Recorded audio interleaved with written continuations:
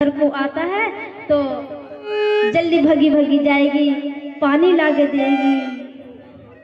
पिताजी कुछ टेंशन तो नहीं है, आप ठीक हो ना? पिताजी स्नान कर रहे होंगे ना तो उनके मनपसंद के कपड़े निकाल कर रख देंगी कि हमारे पिताजी को ये कपड़े पसंद हैं। तो वो पिता उसी दिन से टेंशन में रहने लगता है कि एक दिन मेरी बेटी चली जाएगी तो मैं कैसे कहूँगा, किसके सहारे जीऊँगा। और जिन बहन भाई में झगड़ा होता हो वही भैया ना विदाई के समय पछाड़ खा खा के गिरता है। गिरता है या नहीं? माता पिता को तो पता ही नहीं चलता कि हमारी बेटी कहाँ को विदा हो गई। जब बेटी विदा हो जाती है तो पिता एक कोने में जाकर बैठ के रोता है। इसलिए अपनी बेटी से इतना प्रेम करो, इतना प्रेम करो, कभी जीवन में से दुख ना आए। क्या पता अगला घर सुखी का मिले या दुख का मिले। एक माँ का ही घर ऐसा होता है, उसे थोड़ा सा भी दुख हो तो माँ कह देती बेटी सो जा, मैं अपना आप कर लूंगी। उस पराए घर कोई नहीं कहता तुम भूखे सो जाओगे ना, तुमसे कोई कहने वाला नहीं होगा कि तुम खाना खा लो।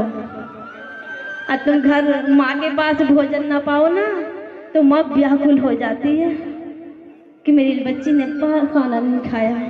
और जब तक वो ना खाती है ना वो भी नहीं खाती है। एक माँ बाप ही ऐसे होते हैं। माँ बेटियों का कोई घर नहीं होता।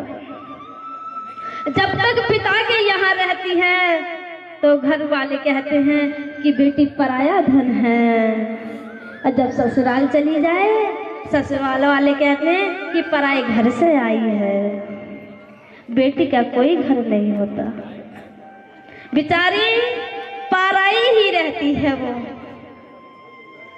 बड़ी किस्मत वाली होगी जिसको ससुराल का प्यार मिलता होगा, ना तो हर किसी को सुख नहीं मिलता। जो खुश जो आनंद अपने माँ बाप के यहाँ ले सकती है वो कहीं नहीं मिलेगा। इसलिए मैं हाथ जोड़कर कहूंगी कि बेटियों को इतना प्रेम करो, इतना प्रेम करो,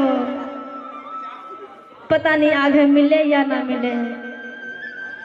देखो माँ बाप तो अपनी बेटी के लिए अच्छा ही घर परिवार देखता है, परंतु होता वही है जो राम रची रखा, जो भगवान ने, जो विधाता ने उसके भाग्य में लिखा है वही होगा। महाराजा जनक ने भी अपनी सीता के लिए राजघराना देखा था, मगर राजा जनक को क्या पता था कि मेरी बेटी को 14 वर्ष का वनवास हो जाएगा। एक बार नहीं, माँ सीता को 2-2 बार वनवास हो गया। तो इसलिए भाग्य का कोई नहीं जानता किसके भाग्य में क्या लिखा है। अपने से कोशिश करो कि हमारी बेटी कभी दुखी ना रहे।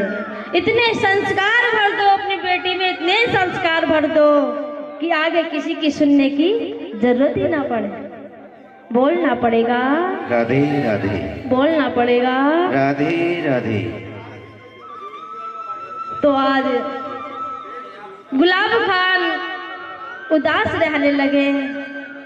एक ही सहारा है बेटी का, और मेरी राधा चली जाएगी तो मैं किसके सहारे जीऊंगा।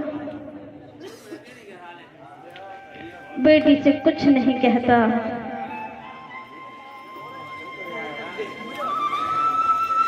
जब जाते ही गांव वालों ने दबाव डाला कि अपनी बेटी का ब्याह करना पड़ेगा, आज गुलाब खान ने घर देखा और अपनी पुत्री को